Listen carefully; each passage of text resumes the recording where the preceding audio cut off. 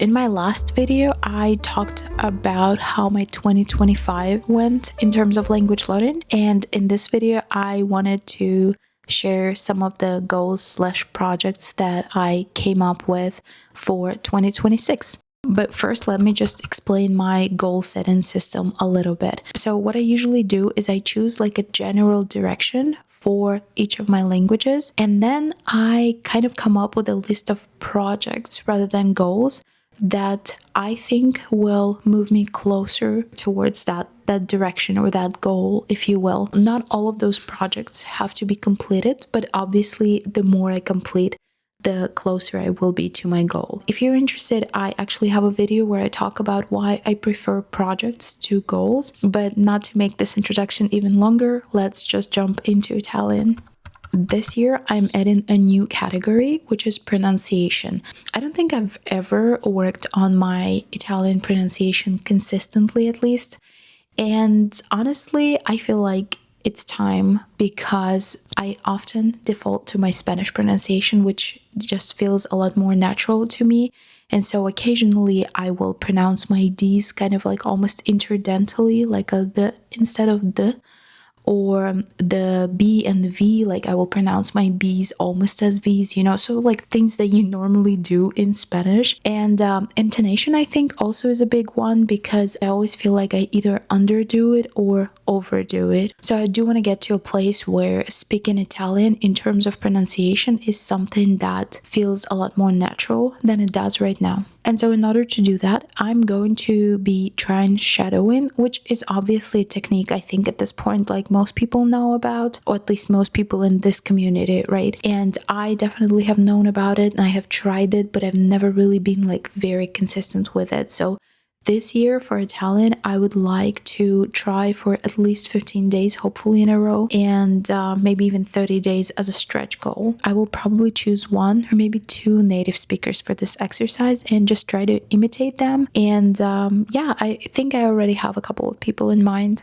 I also have this phonetics book that I really want to try to speedrun in January, but I'm not 100% sure how useful it will be for me. The description of this book says that it works for complete beginners and maybe intermediate, like lower intermediate learners, which is probably when you work on your pronunciation the most. So that makes sense. But also this book is very general, obviously, because it's written for people with whatever background, right? They could be Chinese speakers or English native speakers or Russian native speakers. And I think at this point, like my problems are a bit more like niche or subtle. And I don't know if like a general book like that will be able to address them. But I won't know until I try. So I guess we'll see.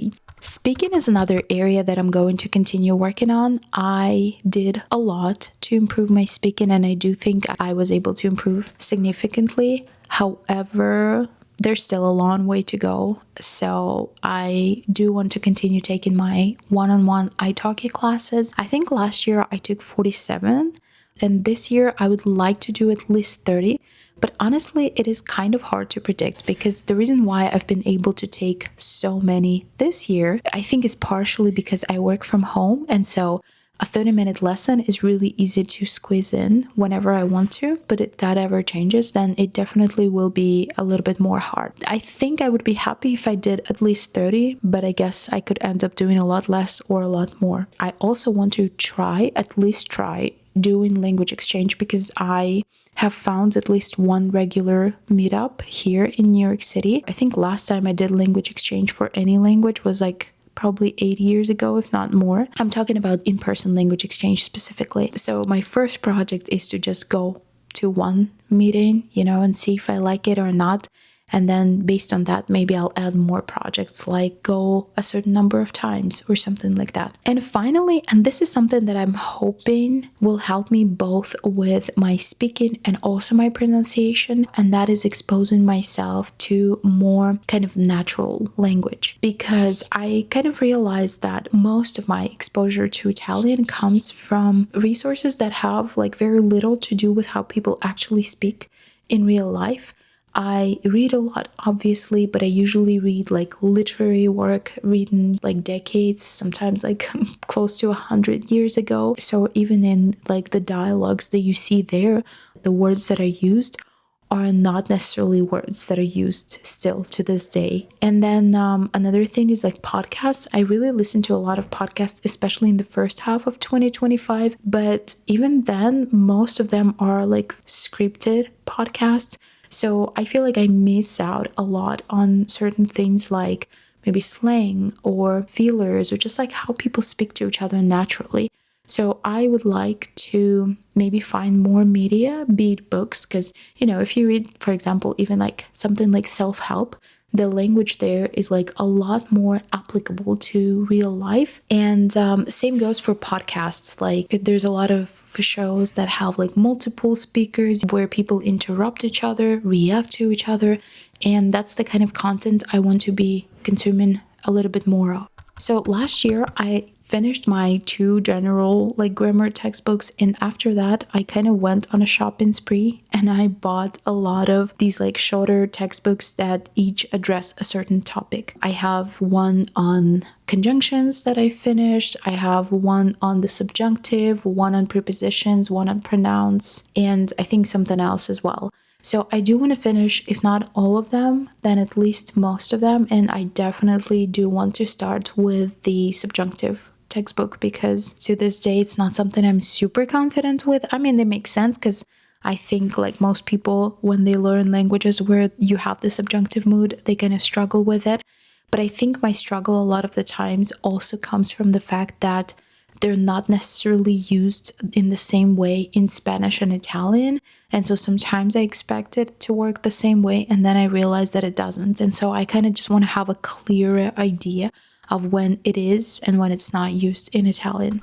Writing is the next big goal of mine. Like I said in my previous video, unfortunately in 2025, I was not able to make writing in Italian a habit. And I honestly have kind of struggled to think of ways to make it exciting for myself, because I feel like even with speaking, that traditionally I have been struggling with the most, not in terms of like speaking as a skill, but more like the social like anxiety aspect of it. Even that can be somehow exciting, you know, when you kind of find your groove, you find the right person, you can have fun there with reading or watching something. If you find content that you enjoy, that also makes it easier to maintain that as a habit. But with writing, I kind of struggle to find an activity that I would actually want to do. So for now, I think I do want to continue trying with a short form journaling just because it's something I already do in other languages, like in Russian or in English. And then I have some other projects, but I'm still thinking about it because this is like one area that is kind of difficult for me. I feel like I need to think about it a little more. One thing that I would like to do, however, is to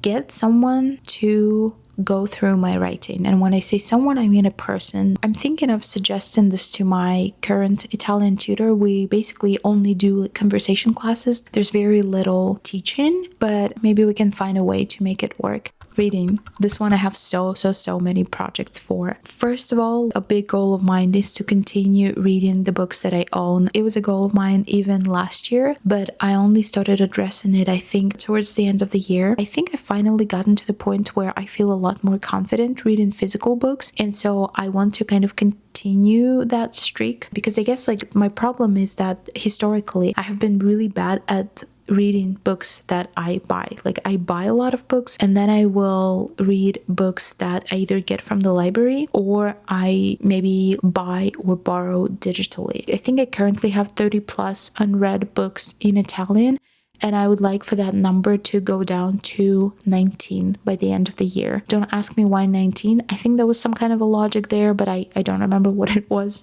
So yeah, that is a big goal of mine. I also want to spend more time exploring kind of like my general interests, but in Italian, because I think until now I have mostly been discovering new, for me, things that are connected to Italy, you know, like listening to podcasts about Italian history or literature or politics and so on, or reading books almost only written by Italian authors. And this year I would like to read more in Italian about things that interest me in general. And of course, I also have a lot of projects related to reading certain authors in Italian, both discovering new authors. I have a pretty long list of authors whom I have not yet read, but also reading more from the authors that I already know and love. Like finally last year I read my first Italo Calvino novel and I loved it, but his writing is so like diverse in terms of genres that definitely I'm not gonna stop there, and I would like to read more of his stuff. Natalie Ginsburg, I'm currently on my 4th book by her. I also recently got her biography, so that will be super fun. I discovered Dacia Maraini in 2025 and I read 2 of her books. I would love to read more, especially because the books that I have read are not like her most popular books. And then I read some books in 2025 that I immediately, as I was reading the book, I knew that I wanted to reread the whole book or maybe parts of it. So hopefully I will have time to do that as well. But also at the same time, like, I don't know how much you guys are interested in Italian literature and how many of you are even learning Italian, you know, so I'm not going to talk about it too much, but I will put my 2026 bingo board somewhere here so you guys can check it out. So with Spanish for next year, I have this really big goal of exploring literature, reading in Spanish, discovering what I like in terms of authors, genres, maybe even literary movements or countries. I basically want to start kind of shaping my like taste and preferences, which until now, ironically, I have been super lazy about because I've been doing that for Italian the last year and a half, like almost 2 years. But with Spanish, which is stronger than my Italian, I, like I said, historically have been very, very lazy about putting a little bit of effort to figure out, you know, what's out there and what I can potentially like. So I think next year I would love to read at least 10 books in Spanish. I read 5 last year. I think that I could do 10, given that I don't need to try to read in German anymore. I think a stretch goal would be 15 though. 15 feels like a really good number. I don't know, much better than 10, much better than 5 for sure. Of course, the goal is going to be to read the books that I already own, because I do own quite a lot, but I also do have some authors that I'm curious about and I don't own their books, and that's fine. I can still go to the library and like get them. So I'm not limiting myself to the books I own is what I'm saying. I'm also not setting any goals for active study for when it comes to Spanish. I would like to find a tutor with whom I can talk consistently, like at least a couple times a month, but that's more of like a bonus project. I don't think that's something that I'm really going to ask of myself. And then finally, I have Russian on my list, which is a little ridiculous since that, of course, is my mother tongue. But since I don't currently live in a Russian-speaking environment, nor do I have a lot or pretty much any Russian speakers around me, it kind of shows. Whenever I try to speak Russian, it just sounds really clunky, like I'm struggling to find the right words. I copy a lot of like sentence structures from English, and of course that's not something that I want to be happening, because I'm here trying to learn new languages and not like forget the only language that I actually know. So ideally, of course, it would be great if I could find someone to talk to at least, you know, a couple of times a month, maybe once a month. Like when I say someone to talk to, I mean like here physically. Obviously, I talk to my family and friends, but I guess the more realistic thing would be to just maintain it by reading more in Russian. And like reading in Russian is something I'm very, very inconsistent with. I think in 2023, I didn't read anything, like not a single book in Russian.